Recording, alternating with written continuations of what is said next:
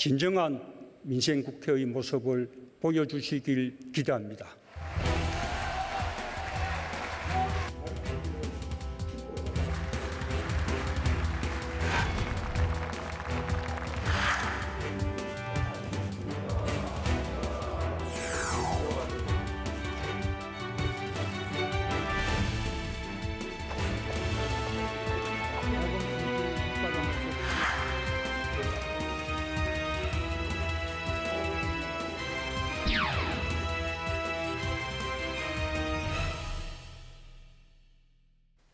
네, 이번 순서는 정치사회적인 이슈를 분석해보는 뉴스앤 이슈입니다. 매주 수요일 함께하는 두 분인데요. 그동안에 국감 동안에 한 20일 정도 쉬었었죠. 최진봉 교수, 장성철 소장 나오셨습니다. 어서 오십시오. 안녕하세요. 안녕하세요. 네. 조금 전에 화면에서 보셨습니다만 문재인 대통령 오늘 이제 국회에서 내년도 예산안 관련 시정연설을 했습니다.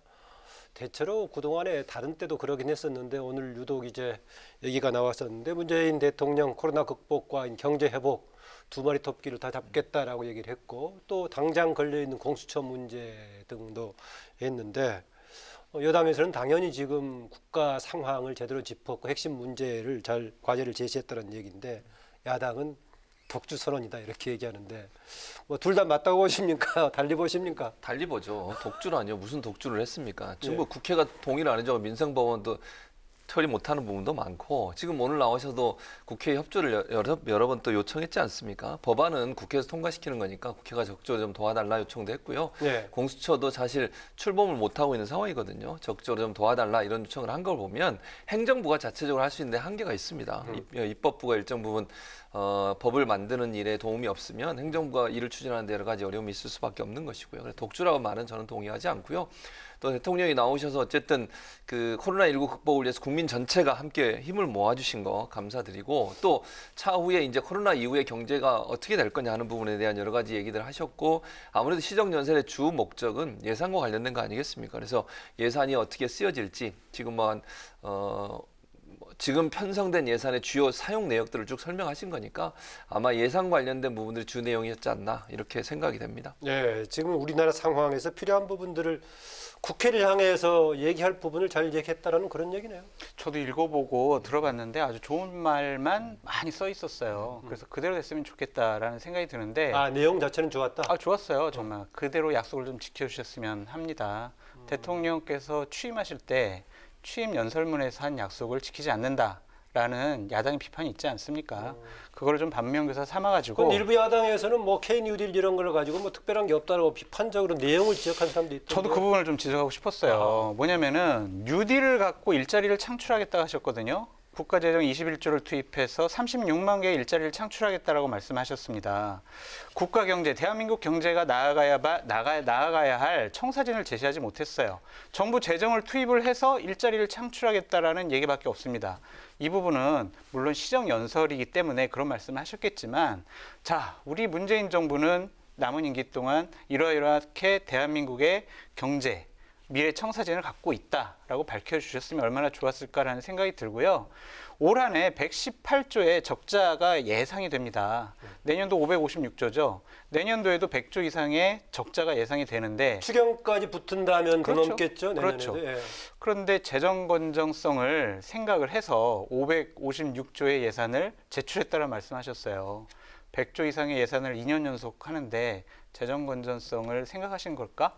그런 좀 의문이 들었지만 오늘 말씀하신 대로만 된다면 우리나라 어려움 잘 극복할 수 있을 것 같다. 야당 너무 비판하지 말고 이런 부분에 대해서는 좀 힘을 실어줬으면 어땠을까라는 아쉬움도 남았습니다. 덧붙일 기회를 드릴게요. 좀 길게 했으니까. 뭐 길게 했으니까 뒷부분과 잘 하셨다 이 부분만 저는 동의하고요. 앞에 부분은 동의를 안 하는 부분인데 어쨌든 뭐 적자가 나는 부분 예를 들면 우리가 지금 돈을 빌려가지고 돈을 투자하는 상황이 됐지 않습니까? 그건 불가피한 면이 있습니다. 확장 재정을 해야 되는 지금 코로나19의 여러 가지 그 경제적 상황 때문에 그렇다고 보고 이번 3분기에서 GDP가 1.9% 5% 성장을 했지 않습니까?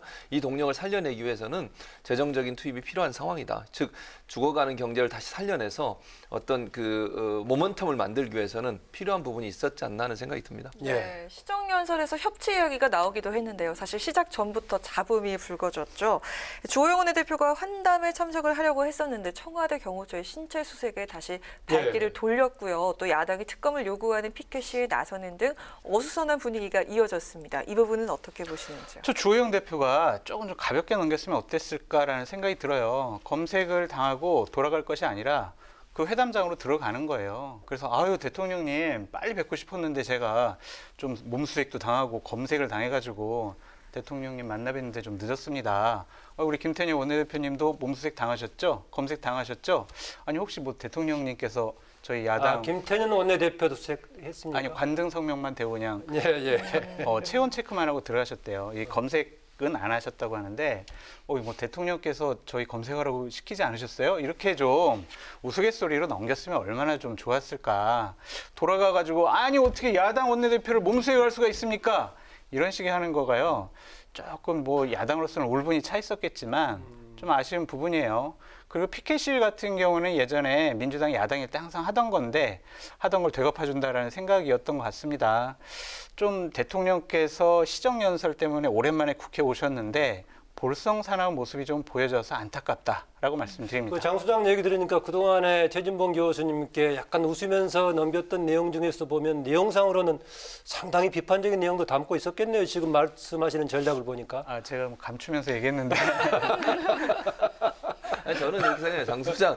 장 소장의 말이 맞다고 생각해요. 네. 뭐 전적으로 동의는 안 하지만 거의 동의합니다. 그러니까 주호영 원내대표가 너무 심하게 나간 거예요. 저는 이렇게까지 할 문제는 아니라고 봅니다. 기본적으로. 그러니까 물론 경호처에서 뭐 몸 수색이라고 우리가 표현하니까 오해하실 수 있으니까 제가 말씀드리면 이렇게 그 막대처럼 돼 있는 거 있지 않습니까? 그걸로 몸을 이렇게 한번 스캔하는 겁니다. 몸을 뭐 만지거나 이런 게 아니고요. 들어갈 때 보통 이제 갖고 있는 막대 있지 않습니까? 네. 뭐 철과 관련된 것들이 있는지 없는지를 보기 위해서 이렇게 몸 앞으로 오르락 내리락 하는 거 그걸로 이제 수색을 했다라고 얘기하는 건데 그 문제를 그렇게까지 민감하게 또 특히 대통령이 와서 연설을 시작하려고 하는데 그렇게 소리를 지르면서 야당이 할 필요가 있었나 하는 그래서 생각이 입법부 들어요. 수장의 방에 들어가는데 대통령 경호처의 기준을 가지고 검색 수색하는 게 맞을까요? 그러니까 그 부분은 사실은 경호처에서 사과를 했어요. 주영 원내대표 찾아가서.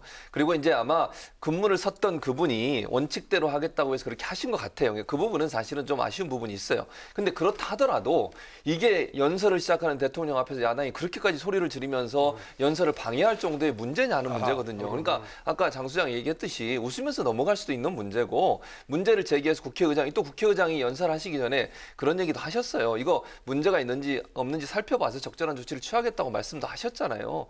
근데 본회의에서 그렇게까지 얘기하는 것은 저는 좀 너무 나간 거라는 생각이 들어요. 그러니까 문제를 제기하시는 거 좋고요. 국회에 이미 들어와 있는 분들에 대해서 그렇게 해야 될 필요까지 있었냐 이런 논쟁은 있을 수 있다고 저는 봅니다. 그러나 저렇게까지 반응하는 것까지 갈 수 있는 사안이냐 저는 아니라고 보고 뭐 이렇게 넘길 수도 있잖아요. 장 소장 얘기했던 것처럼 근무 잘하네. 뭐 이렇게 근무 잘하는 사람이 있어 좋습니다. 이렇게 웃어 넘길 수도 있는 문제를 이렇게까지 끌고 간 것은 너무 지나쳤다는 생각이 듭니다. 근데 야당 원내대표를요 기본적으로 검색기로 몸수색을 하겠다는 것 자체가 잘못된 거죠. 원칙대로 했다고 말씀하셨는데 김태년 여당 원내대표는 왜 그러면 검색기로 안 했습니까? 원칙대로 안 한 거잖아요. 자칫 잘못하면요 야당 원내대표를 일부러 망신 주고 좀 창피 주기 위한 거 아니냐라는 비판도 받을 수가 있어요. 네. 어쨌든 이 부분은 경호처에서 잘못했고 저는 비서실장 차원에서 좀 사과가 필요하지 않을까 생각됩니다. 아마 뭐 그 박병석 의장님께서 상황을 정확히 파악해보고 합당한 조치를 하겠다라고 했으니까 결과를 좀 보기로 하죠. 오늘 또 이제 지난 그 20일간의 국감이고 아직도 지금 겸임 상임위 같은 경우에 지금 진행이 되고 있는 상황인데요. 지난 3주간 정확하게 30일이었었죠. 원래 이제 법에 따르면 30일 이내에서 이제 정해가지고 국감을 할 수 있게 돼 있는데 일단 주요 10개 상임위는 20일간에 마쳤습니다. 되게 결과를 놓고 보면은 되게 우리나라 정치에 대해서 언론이 너무 과도하게 비판적이긴 합니다만은 이번의 경우는 뭐 조금 욕설, 몸싸움 뭐 이런 것이 있었던 반면에 국감 스타가 나오지도 않았던 좀 맹탕했다. 국감 스타라고 하면 되게 대체로 야당 의원들 중에 한 명이 꼽히는 그런 상황인데 이번에 증인이 어려운 코로나 국감이어서 그랬을까요? 조금 그런 거 언론들의 비판이 뭐 객관적으로 비판했다고 보세요. 저는 그렇게 봐요. 왜냐하면 사실은 이번 국감에서 뭐 스타라고 소위 표현하면 윤석열, 추미애 두 사람밖에 없는 거 아니겠습니까? 누가 지금 국감 내에서 사실은 스타라고 말씀하신 부분은 사실 우리 사회에 가려져 있거나 알려지지 않았지만 문제가 되고 있는 이슈를 이슈화해서 사회적인 파장을 일으키는 거, 이렇게 해야 국감의 스타가 되는 거 아니겠습니까? 의원들 입장에서는. 그런데 그런 거보다는 여야 정쟁에 빠져가지고 서로 공격하고 뭐 이 민감한 사회적 이슈에 대해서만 지적하는 쪽으로 가다 보니까 민생과 관련된 직접적인 국민의 피해가 되는 부분이라든지 행정부가 잘못한 부분들을 들춰내서 그걸 이슈화하는 데는 실패했다고 저는 보입니다. 아니 연일 계속 윤석열 총장의 말을 갖고 계속 얘기하고 추미애 장관 말을 가지고 얘기하고 이런 쪽으로 계속 흘러가다 보니까 모든 언론이 거기에 집중해서 보도를 하는 그런 양상을 보일 수밖에 없었던 상황이라는 생각이 들고요. 그래서 정말 국민들이 실제로 느낄 수 있는 체감할 수 있는 실제적인 문제점들을 좀 발굴해서 그걸 이슈화해서 뭔가 사회적 변화를 일으키는 쪽으로 국회의원들이 좀 노력도 하고 질의도 했으면 좋을 뻔했는데 그런 실질적인 국감이 되지 않은 부분이 아쉬운 부분이죠. 법사위 말고 다른 데서는 의미 있는 여러 가지 국감이 있지 않았을까요? 있었는데 문제는 언론이 그걸 보도를 안 하는 거죠. 그러니까 언론에서 보도를 하는 게 전부 다 윤석열, 추미애 두 분의 얘기밖에 보도를 안 하잖아요, 거의. 물론 뭐 전혀 보도 안 했다고 볼 수는 없지만 대부분의 주요 언론들이 그 이슈에 파묻혀서 다른 세세한 예컨대 뭐 각 부처별로 또는 각 상임위원회별로 했던 중요한 사안들에서는 보도를 안 하고 있어요, 결국은. 그러면 국민들은 알 수가 없잖아요. 예. 대체 국감에서 뭘 얘기했는지를 알 수 없는 상황이 되는 거니까 그것도 저는 언론도 잘못한 부분이 분명히 있다고 보여집니다. 예.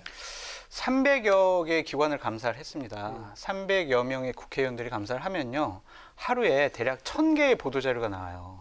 거기에는 정책적인 대안도 있고요. 각 기관이 잘못한 것들을 엄중하게 지적하는 부분 많습니다. 네. 보도가 안 돼서 그렇지 정말 너무나 주옥 같은 많은 보고서들이 사장이 돼요. 이 국감 기간에. 그런 부분에 있어서는 언론에 보도되지 않았다고 해서 맹탕 국회였다. 이렇게 폄하하는 것은 좀 보좌진들과 국회의원들의 노고를 좀 폄하하는 것이다. 보도가 맹탕처럼 만들었다 그 얘기네요. 좀 그렇게 얘기하고 싶어요. 저도 이제 보도자료도 많이 써보고 여기 국감도 많이 해봤지만. 최진봉 교수 언론학자인데요. 네. 근데 하여튼 보좌진들 고생 많이 하고요. 많은 정책적인 대안수를 제시합니다. 그런 부분에 대해서 국민들께서 인정해 주셨으면 좋겠다라는 생각도 듭니다. 네. 그 중에서 아까 이제 국민적인 뭔가 큰 거 이제 정말 여야 간에 크게 싸울 만한 것들이 주로 보도가 되는데 보도도 많이 됐지만 여전히 내관으로 남아 있는 라임 옵티머스 사태 지금 이제 있는데 여전히 당시 지금 전국 상황에서 이번에 국감 자체에서 해결될 것은 없어요. 앞으로 지금 이제 계속 지금 전국에 블랙홀이 되겠고 이걸 가지고 지금 감찰 논란까지 제기되고 있는데 상당히 큰 문제가 남아 있어요. 그렇죠. 사실 근데 저는 이렇게 생각합니다. 이거는 어쨌든 수사를 통해서 밝혀질 수밖에 없어요. 뭐 라임이나 옵티머스 사건을 다른 뭐 정치적 논쟁을 가지고 해결할 수 있는 문제가 아니라고 저는 보거든요. 그러니까 수사를 해서 진실이 뭐냐를 밝혀내야 되는 상황입니다. 김봉현 씨의 말이 진실이 어느 정도 되는지, 그 진실의 내용이 맞는 건지 하는 부분들, 그분이 말씀하신 부분이 맞는 건지, 편지로 쓴 게 어느 정도 사실에 부합한지 하는 부분을 찾아내고 그와 연관된 사람이 있다면 수사해서 뭐 어떤 합당한 처벌을 받도록 만들어야 되겠죠. 그러니까 지금 상황에 정치권에서 아무리 이걸 떠든다 한들 이거 이슈화하는 데는 도움이 될지 모르지만 진실 파악에는 별 도움이 안 된다고 생각해요, 저는. 그래서 수사기관이 수사를 해서 어떤 결과를 내놓은지를 좀 지켜보고 수사 결과가 미진하다고 생각했을 때 그 다음에 어떤 조치라든지 아니면 주장을 할 수 있겠지만 지금 수사가 진행되는 가운데 여야가 본인들의 유리한 쪽만 부각해서 주장하고 그걸 또 이슈화하는 것 자체는 정치적 도움이 될지 모르지만 사회적 혼란만 부추기는 요소가 되지 않나 하는 생각이 듭니다. 예.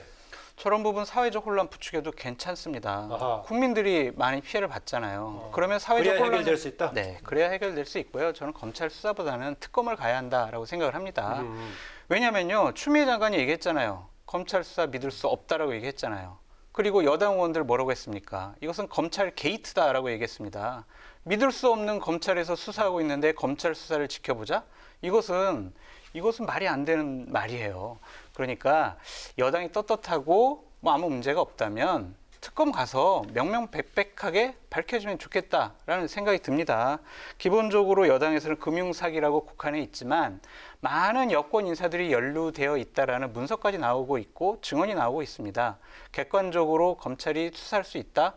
믿지 못하겠습니다. 앞으로 여권의 연루가 구체화될 가능성이 크다라고 보네요. 조사를 해봐야 되겠지만 괜히 그러한 문서와 증언이 나오지 않았을 거라고 생각이 듭니다. 그 부분에 대해서는 공명정대하게 수사를 해야 된다. 결국엔 특검으로 가야 한다라고 주장하고 싶습니다. 저는 네. 거기에 동의할 수 없고요. 검찰은 전부가 문제가 있는 게 아니에요. 정치 검찰들이 문제인 것이지 검찰이 있는 모든 검사가 다 문제가 있으면 저는 그렇게 보진 않아요. 정치 검찰, 정치적인 행동을 하는 검찰들이 문제라고 보고 지금 장 수장 얘기했듯이 김봉현 씨의 편지가 다 사실이라면 검찰이나 야당 의원들도 많이 연루가 돼 있습니다. 그러니까 야당만 문제가 있는 게 아니에요, 지금. 그리고 야당에 대해서는 또 이분이 이 말을 바꿨어요. 또 야당 인사에게 돈 준 적이 없다라고 세 번째 편지가 두 번째 편지에서는 말을 또 바꾼 상황이에요. 그러니까 지금 논란이 되고 있는 건 여야를 떠나서 관련돼 있는 정치인들의 연루가 돼 있다고 얘기가 나오고 있고 검찰도 이 부분에서 자유로울 수 없는. 그러면 정치 검찰을 빼고 검찰이 계속 수사를 하면 된다 그 얘기 같은데. 저는 그렇게 생각해요. 일차적으로. 어떻게 뺄 수 있을까요? 그러니까 정치 제 검찰을? 말은 지금 현재 수사를 하고 있는 수사팀에서 이 부분과 관련 김봉현 씨가 편지를 써서 나왔던 사람들을 다 배제시키고 수사가 진행되고 있어요. 지금 예를 들면 법무부에서 그거 파악해가지고 문제가 있는 사람들 다 수사팀에서 배제를 시켰잖아요. 아, 적절하게 진행이 되고 있다. 저는 현재? 그렇게 봐요. 그러니까 일차적으로 그럼 만약에 의심이 있으면 수사 결과 발표가 나서 만약에 정말 명명백백하게 밝혀지지 않았거나 의문이 생기면 그때 가서 특검해도 저는 된다고 봐요. 그러니까 네. 지금 당장 특검을 하기보다는 수사가 진행되고 있으니 수사가 일차적으로 마쳐지고 나면 그 부분에서 의문이 생기거나 제대로 수사가 안 됐다고 하면 그때 가서 특검을 충분히 진행할 수 있다고 본다는 이후의 거죠. 상황에 따라서 할 수도 있다. 예, 저는 그렇게 봅니다. 이 사건은 지난 5월과 6월달에 이번처럼 많이 논란이 있었어요. 근데 하지만 검찰에서 뭉갰거든요.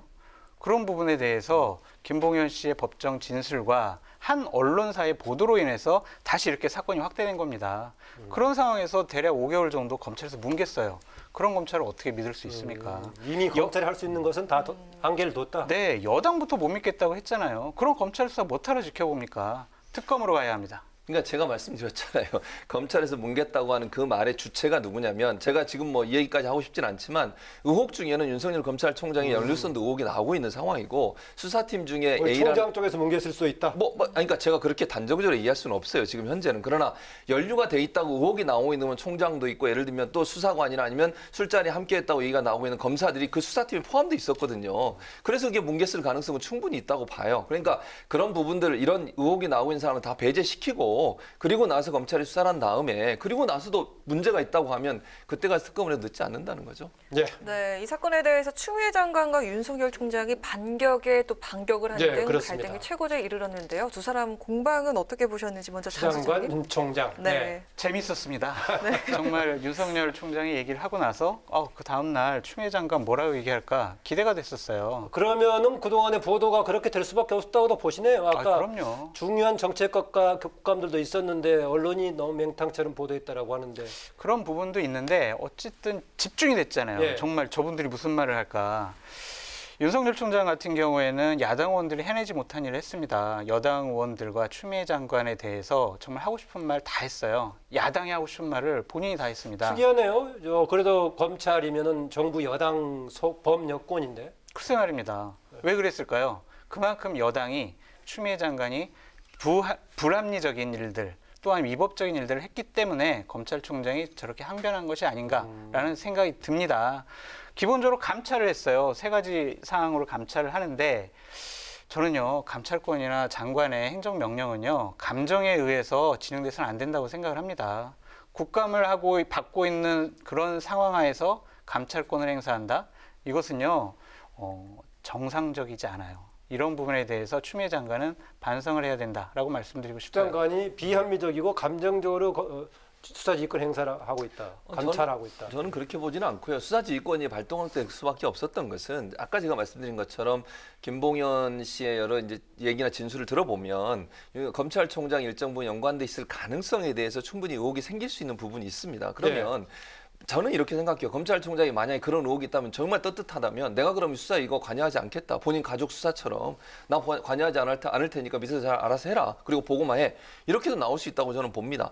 물론 의혹이 사실인지 아닌지는 제가 여기서 단정적으로 얘기할 수 없습니다. 그분이 정말 연관 안 돼 있을 수도 있다고 저는 봐요. 검찰총장이. 억울할 수도 있겠죠. 그럼 본인이 그 자리에 앉아 있는 것이 더 어찌 보면 그 의혹을 더 키울 수 있는 문제가 될 수 있다는 거죠. 그러니까 수사지휘권이라고 하는 것이 이번 사안 같은 경우에 어쨌든 검찰총장과 연관돼서 여러 가지 예를 들면 뭐 보고를 직보를 했다거나 직접 지시를 했다거나 예를 들면 반품의 부장을 패스해서 이런 연루가 있고 또 지난번에 옵티머스 사건 2018년도에 수사했는데 무혐의로 끝났잖아요. 그 부분에 대해서 여러 가지 의혹이 나오고 있는 상황이고 논란이 되고 있죠. 지금. 그렇죠. 예. 그래서 그렇다고 하면 수사지휘권 발동이라고 하는 것이 의혹이 있는 분이 어쨌든 수사를 지휘하는 것 자체가 부적절하다는 거 아니겠습니까? 그건 국민 누구나 상식적으로 받을 수 있는 부분이라는 생각이 듭니다. 예. 그래서 저는 총장이 물론 그게 기분 나쁠 수도 있고 받아들이기 어려울 수도 있지만 본인 입장에서는 어찌 보면 명백함을 밝혀내는 중요한 기회가 될 수 있다고도 생각을 합니다. 예, 말씀하신 지금 이제 당시 2018년 경우는 당시 담당했던 서울지검의 형사부장이 지금 이제 원주지청장이 가고 있는데 네. 논란이 제기되고 있으니까 상황 판단을 해보기로 하고요. 저는 교수님의 말씀도 일리가 있다고 생각이 들어요. 존중되어야 한다고 생각이 드는데 우리 그럼 공정하게 해야죠. 공평하게.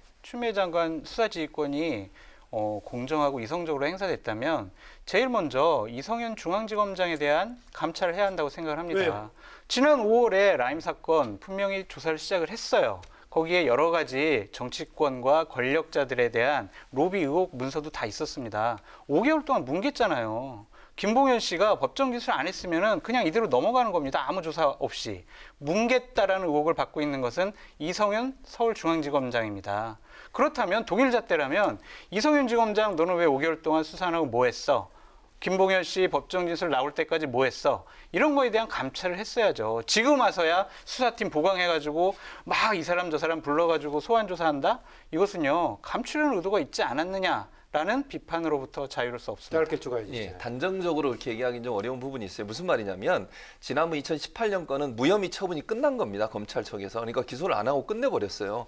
그리고 지금 뭐 장 수장 말처럼 5개월을 뭉갰다고 표현하셨으니까 5개월 동안 끌고 있는 것이 문제가 된다고 얘기할 수는 있지만 검찰 수사가 끝난 건 아니에요. 계속 진행 중에 있었죠.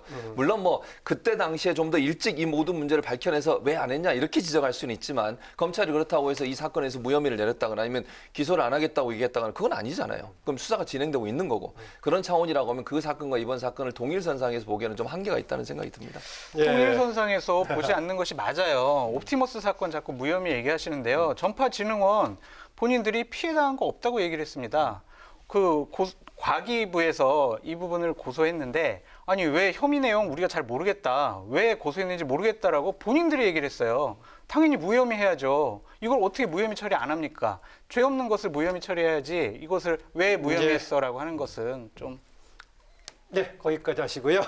어쨌든 간에 지금 이제 추미애 장관, 윤 총장 계속 이렇게 논란이 되고 있고 또 지난번에 국감에서 윤 총장의 발언 가지고 이제 정계 진출의 가능성 이런저런 얘기가 나오고 있습니다. 그러면서 이제 특히 여권에서는 윤석열 사퇴 얘기하고 있는데요.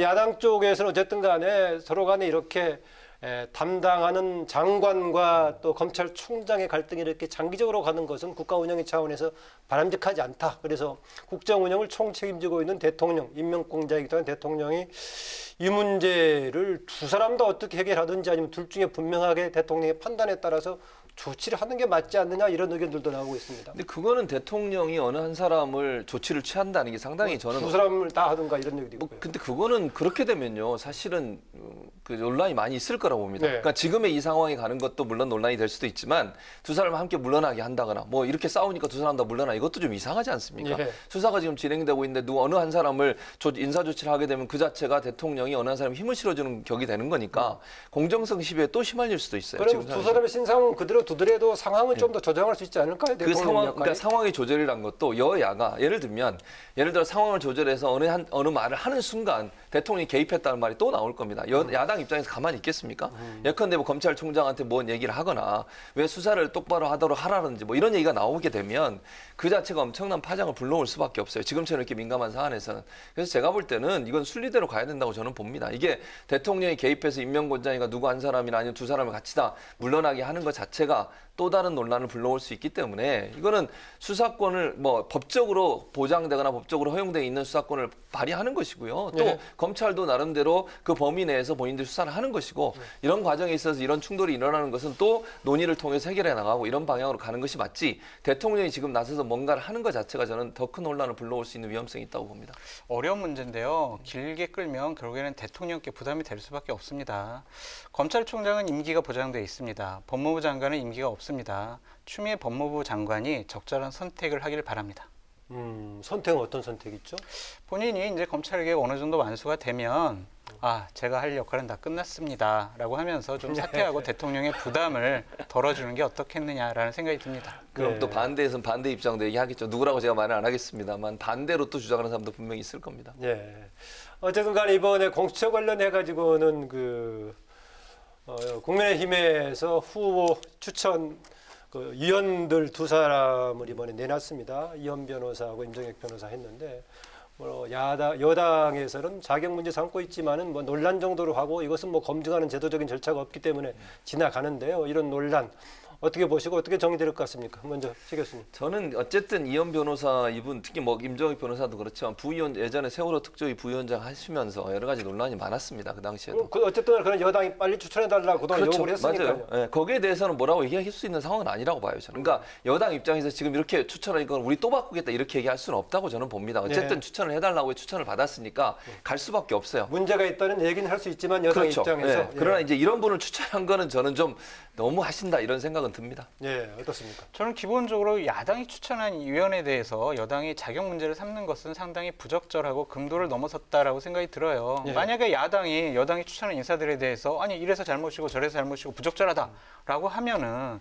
이 공수처 예, 추천위원회 출범이 제대로 안 될 것 같습니다. 제가 보더라도 어쨌든 간에 문제는 제기할 수 있지만 그 예. 자체가 끝까지 물고 늘어질 수 있는 사안은 아니다라고 그렇죠. 봅니다. 네, 맞습니다. 네, 계속해서 또 야당이 비토권을 사용할 경우에는 이 여당이 패스트트랙까지 불사하겠다는 태세를 보이고 있는데 이에 대해서는 어떻게 개정 보십니까? 다시 캐스트를 통해서 개정하겠다라고. 그것도 사실은 부담이 커요, 사실. 왜냐하면 사실 공수처 만들고 나서 일부러 2명을 추천받은 이유가 어떤 그 견제권을 주겠다는 의미로 2명을 추천받기로 예. 했잖아요. 근데 그러고 또 바꾼다고 하는 것도 이 법을 개정한다고 하는 것은 상당히 좀 부담이 될 거라고 저는 봅니다.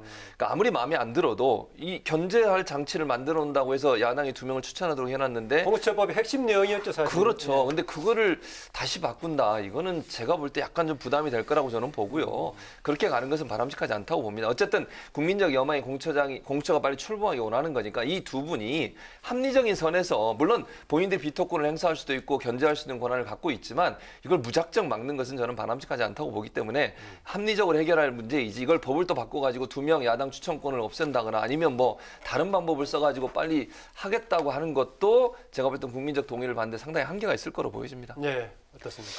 저는 기본적으로 김종인 그 민주당의 최고위원이 야당 추천위원이 김종민. 예. 네. 김종민 저 위원장 말이군요. 죄송합니다. 예. 야당 추천위원이 3번 비토하면은 야당 추천권을 없애야 된다라고 발언을 오늘 하셨어요. 이것은요 민주주의에서 있을 수 없는 일입니다.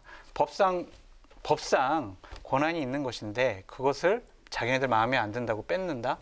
이것은요 집권 여당답지 못해요. 좀 넉넉하게 국정 운영했으면 좋겠습니다. 그게 민주주의입니다. 예, 아까 이런저런 얘기가 나왔었는데요. 아까 뭐 특검을 이제 라임 옵티머스 관련 특검을 지금 야당 국민의힘 쪽에서 얘기를 하고 있고 지금 민주당은 현재로서는 발 필요 없다는 얘기입니다. 또 야당이 공수처 하는데 추천위원은 냈지만은 비토권을 계속 지속할 경우에 의미가 없어서 뭐 개정 얘기하고 있다는 것인데 그렇습니다. 그중에 또 하나 이제 윤석열 총장, 추미애 장관 관련해서 뭐 추장관의 행보 이런 것 뭐 3차원에 엮여가지고 앞으로 뭔가 여야가 새로운 타협을 모색할 여지가 있지 않느냐 언론들에서는 여러 가지 시나리오를 얘기하던데 있다고 보세요. 저는 마지막 없다고 얘기입니다. 봅니다. 예. 저는 없다고 보고요. 추 장관의 경질 문제를 이것과 연관시켜서 뭐 지렛대로 활용한다 이런 얘기가 나오고 있는데 실현 가능성이 저는 낮다고 봅니다. 기본적으로. 그리고 검찰총장에 물러나게 하는 것도 마찬가지예요. 임기가 보장돼 있고 본인 스스로 물러나지 않는 이상 이걸 물러나게 한다거나 다른 어떤 지렛대 문제대로 활용해가지고 이걸 뭐 거치 문제를 논의한다. 이거 자체도 저는 부적절하다고 보기 때문에 여론에서 여러 가지 얘기를 하고 언론에서 얘기하지만 실제적으로 실행될 가능성이 좀 낮지 않나 그렇게 전망해 봅니다. 야, 그럼 현 상태로서 그렇게 자기들의 길 평행선으로 갈 가능성이 많아 보인다. 그런 전망이네요. 제가 짧게 전망해 드리면은 추미애 장관 경질 요구 더 이상 안 할 것 같습니다. 왜냐하면 추미애 장관 있는 게 야당으로서는 좋습니다. 예전부터 그런 얘기했었죠. 네, 예. 그렇기 때문에 경질 요구 세게 안 할 거다라고 말씀드리고요. 공수처 출범에 대해서 협조할 겁니다. 하지만 비토권을 통해서 공수처 출범을 최대한 지연시키거나 늦출 가능성이 상당히 높다고 그런데 지금 생각합니다. 12월 했다가 이제 11월에 하겠다라고 여당에서 얘기하고 있는데요. 근데 다른 법을 개정해야 되잖아요. 그건 되게 큰 부담이 될 거기 때문에 일단은 비토권 행사할 거고요. 특검은 계속 요구할 것 같습니다. 네, 2주 만에 했던 뉴스앤 이슈 두 분 수고하셨습니다. 고맙습니다. 네, 지금까지 최진봉 성공회대 교수, 장성철 공감과 논쟁 정책센터 소장과 함께했습니다.